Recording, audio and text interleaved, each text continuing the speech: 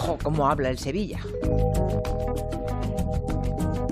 Cambiamos de tercio rápidamente, que tenemos el tiempo justo para hablar de esta historia que hoy nos trae Manu Marlasca y Luis Rendueles. Buenas tardes a los dos. Hola, ¿qué tal? Buenas tardes. Vamos a hablar de Rosa Peral y Albert López, los dos agentes de la Guardia Urbana de Barcelona que llevan ya 7 meses encarcelados, acusados del asesinato de su compañero Pedro Rodríguez.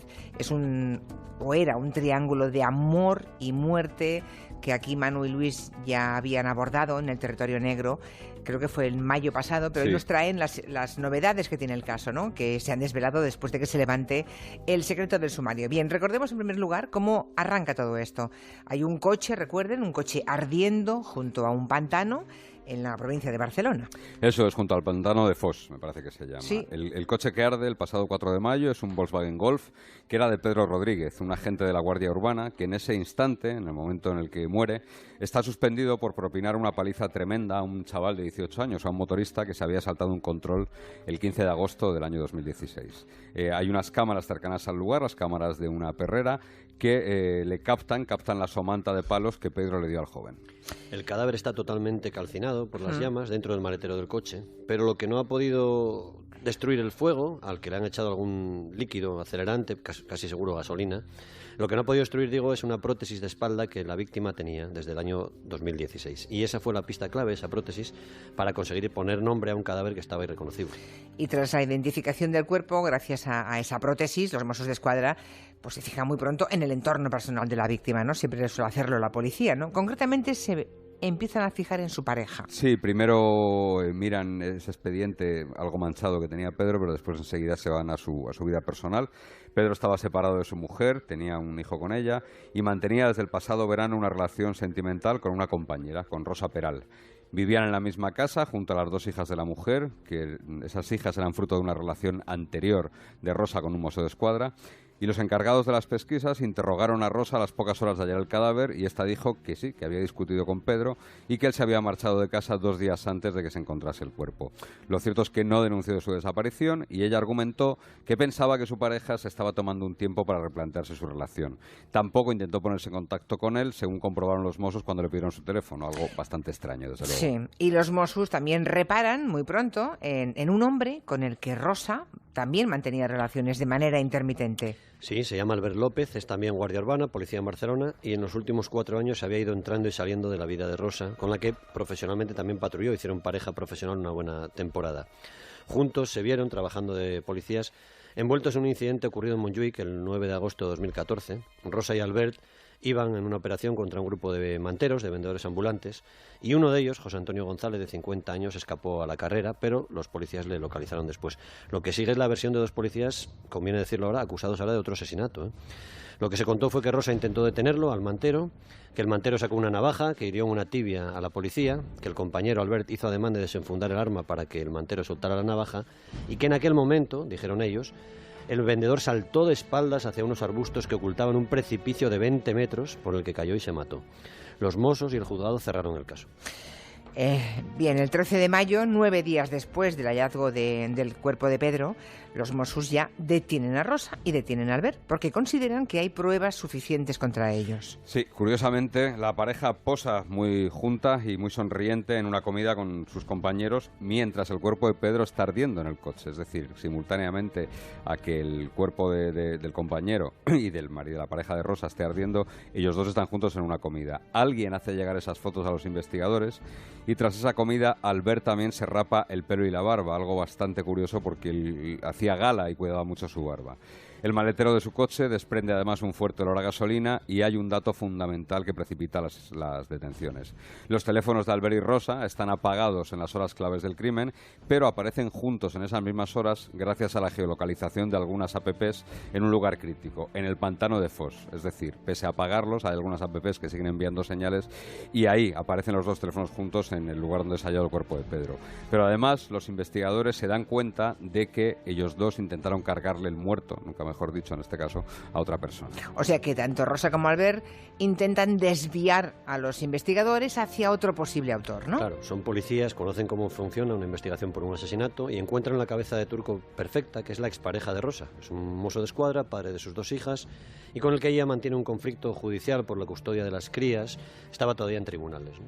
Desde las inmediaciones de casa del mozo, alguien, usando el teléfono de Pedro, de la víctima, manda un WhatsApp a Rosa cuando ya está muerto, ¿no? Recuerden que ella dijo que Pedro se había marchado de casa después de una discusión de pareja y que en ese WhatsApp que se escribe lo que se simula es que es Pedro, que está vivo y que está muy cariñoso, que está como arrepentido y conciliador con ella. Ya. O sea que Cosita la llama. O sea que intentaron, madre mía, intentaron situar a Pedro en las inmediaciones de casa de la expareja de Rosa. Eso es. Para culparle del crimen. Luego no sirvió de mucho, pero No. es retorcido, ¿eh? Los 2 fueron detenidos y acusados de la muerte de Pedro en igual grado, digamos, y además la expareja de Rosa y la actual compañera de este fueron fundamentales para atornillar la acusación contra los 2, tanto a los Mossos de Escuadra como ante la autoridad judicial, ante el juez. Él y ella les dijeron que las hijas de Rosa les contaron que vieron a su madre manchada de sangre y alguien en la parte de abajo de la casa que no era Pedro, probablemente a quien vieron fue Albert. Y una vez detenidos, los 2 empiezan a acusarse mutuamente del crimen, ¿no? Sí, ya durante los registros de la casa y de los coches, Rosa ya deja claro que va a intentar culpar a su amante, ¿no?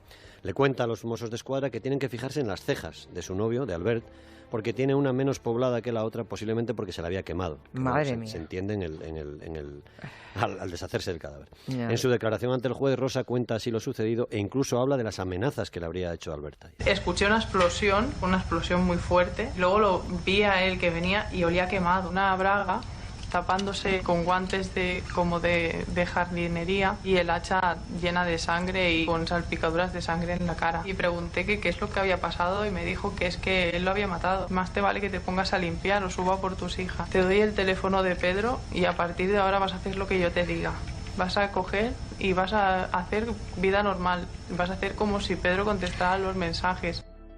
Esa es la versión que cuenta Rosa, que cuenta ante el juez, y Albert cuenta una versión absolutamente distinta. Dice que Rosa le llamó pidiéndole ayuda y que cuando llegó a su casa Pedro ya estaba muerto, que le pidió ayuda para deshacerse del cadáver y le dijo al juez, ante la pregunta del juez y del fiscal de por qué no la denunció, dijo que le pudo el chantaje emocional de Rosa. Me abrió el maletero y tenía el cuerpo dentro. Yo estaba delante, pero fue ella.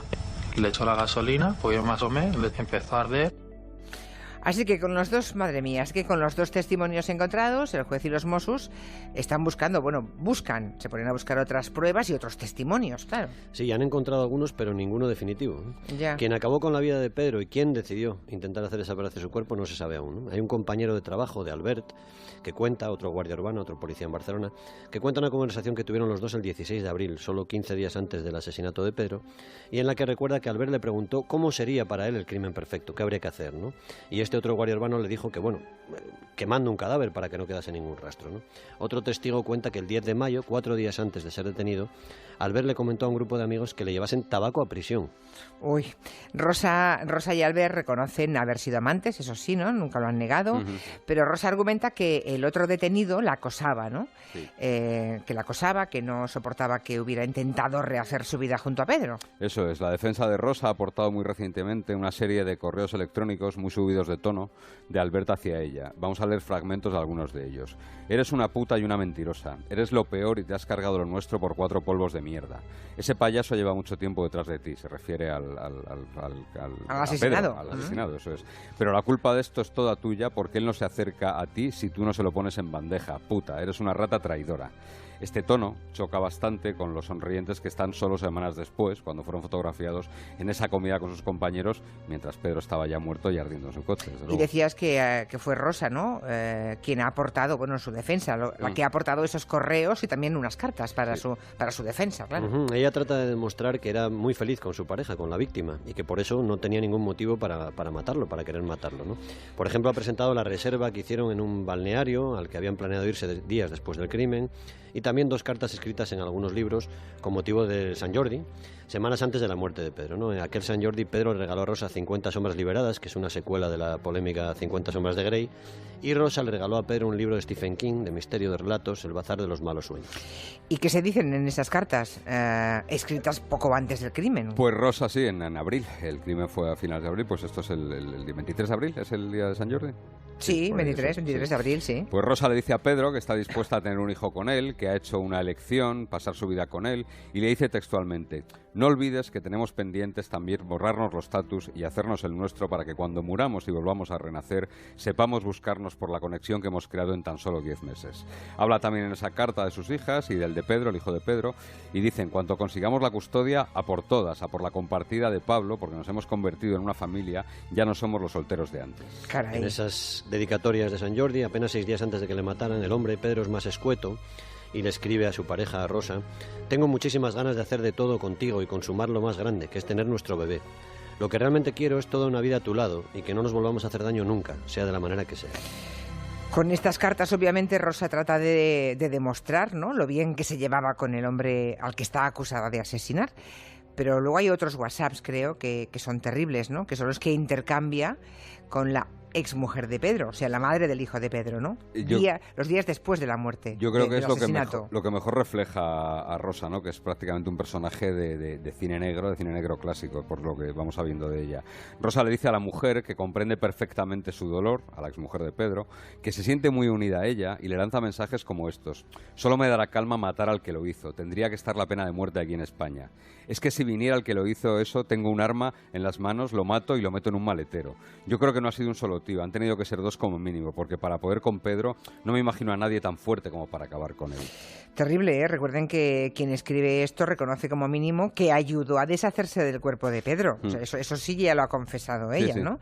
A estas alturas, claro, sigue sin saberse con precisión no solamente quién mató a Pedro, sino cómo murió, ¿no? Sí, sigue siendo una de las grandes incógnitas del caso, ¿no? Rosa mantuvo siempre que Albert mató a Pedro con un hacha, hachazos, pero de ese arma no se ha encontrado ni rastro y el estado del cadáver tampoco ha permitido determinar que el cuerpo tuviese heridas de ese tipo, ¿no? En la autopsia de Pedro se encontraron unas fracturas en el cartílago tiroides, en la laringe, Sí. que podrían ser compatibles con que lo hubieran estrangulado, ¿no? Pero en las últimas semanas han aparecido cosas que pueden apuntar en otra dirección. ¿Otra dirección? ¿A qué te refieres, Luis? Pues en primer lugar se ha descubierto que había sangre en varias estancias de la casa, no solo en la planta de abajo, en la casa que compartían Pedro y Rosa. Siempre había sido considerado el escenario del crimen esa planta de abajo por los testimonios de todos ellos. Esa cantidad de sangre, que es además bastante sangre que habían intentado limpiar, hace pensar a los investigadores que probablemente, antes de introducirle en el coche y quemarlo, alguien intentó descuartizar el cadáver de Pedro para deshacerse de él de otra manera. De hecho, en la autopsia se dice que el cuerpo está desmembrado, pero estaban los brazos separados del tronco, pero se atribuía a la acción del fuego. Y respecto a la causa de la muerte, hay 2 datos que sumados los dos, por sí solos no, pero sumados, podrían hacer encajar una pieza más de este puzzle. ¿Y qué datos son esos? Los Mossos encuentran en el maletero del coche en el que quemaron a Pedro un fragmento de metal pequeñito de 6 milímetros. El informe sobre esto lo que señala es que podría tratarse de una bala disparada con núcleo de plomo de 9 milímetros Luger, exactamente la que usan los guardias urbanos, ¿no?, en las armas reglamentarias. Ese dato no diría mucho, pero además, unido al informe que hicieron los Mossos de las armas de los 2 sospechosos, sí que consulta, sí que dice. Eso es, la jueza encargada del caso pidió, lógicamente, que se comprobara si las armas reglamentarias de Albert, de Rosa y de Pedro habían sido empleadas en esos días críticos, ¿no?, antes y después de la data del crimen. Los Mossos contestaron que no había forma de saber eso porque había pasado tiempo, pero averiguaron que a la Walther P99, esa es el modelo y la marca de pistola, a la Walther P99 de Rosa le faltaba un proyectil, mientras que en el arma y el cargador adicional de Albert y Pedro hay 30 cartuchos, en las de Rosa suman solo 29. Falta un proyectil que los Mossos creen que podría ser el hallado en el coche junto al cuerpo de Pedro. Hay que dejar claro que en cualquier fuerza de seguridad, sea policía local, guardia civil, policía nacional, cuando tú haces uso de tu arma, sea en las prácticas de tiro, sea en una acción en la calle, hay que hacerlo constar. Un registro, sí. Se registra que tú has hecho 3, 4 o 5 disparos, porque eso se lleva a una minuciosa cuenta.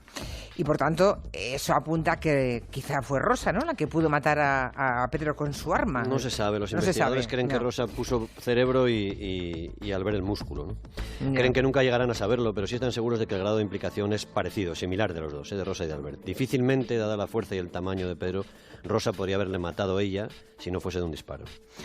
Y cuando hay dos que se echan la culpa mutuamente uno a otro, ¿qué hace la justicia? Porque ante la ¿no? Ante Pues la van los opción dos de pa'lante. condenar, ya, ¿sí?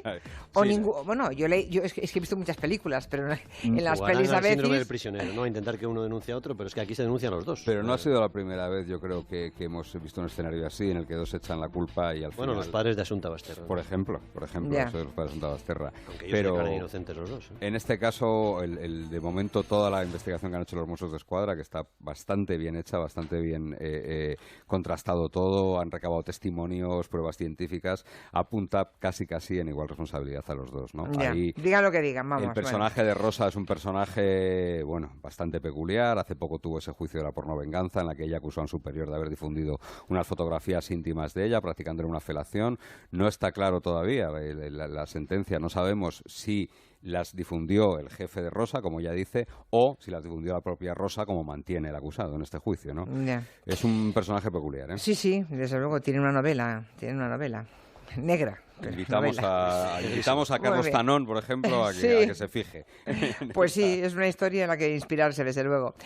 Que tengáis buena semana y hasta el próximo martes. Hasta luego. Adiós.